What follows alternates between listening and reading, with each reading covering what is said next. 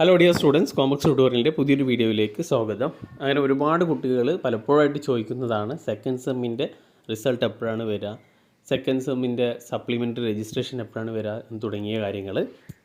അപ്പോൾ സെക്കൻഡ് സെമ്മിൻ്റെ വാല്യുവേഷനും റിസൾട്ടുമായി ബന്ധപ്പെട്ട കാര്യങ്ങളാണ് ഈ വീഡിയോയിൽ പറയുന്നത്. സെക്കൻഡ് സെമസ്റ്റർ UG എക്സാമിനേഷൻ, അത് അഫിലിയേറ്റഡ് കോളേജ്, SDE, പ്രൈവറ്റ് രജിസ്ട്രേഷൻ്റെ ഇവരുടെ എല്ലാ എക്സാമും 1/8/2023 എന്ന് വെച്ചാൽ ഓഗസ്റ്റ് 1 മുതൽ ആരംഭിക്കും. ഡീറ്റെയിൽഡ് ടൈം ടേബിൾ പിന്നീട് യൂണിവേഴ്സിറ്റിയിൽ വരുന്നതായിരിക്കും.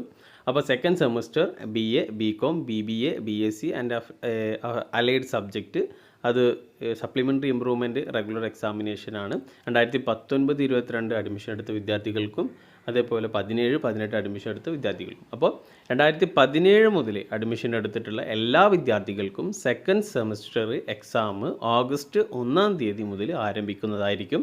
അപ്പോൾ എന്തായാലും സെക്കൻഡ് സെമ്മിൻ്റെ റിസൾട്ട് വാല്യുവേഷൻ എന്തായാലും ഈ ഒരു ജൂണിൽ എന്തായാലും വാല്യുവേഷൻ ഉണ്ടാകും. ജൂലൈയിൽ സെക്കൻഡ് സെമ്മിൻ്റെ റിസൾട്ട് വരും.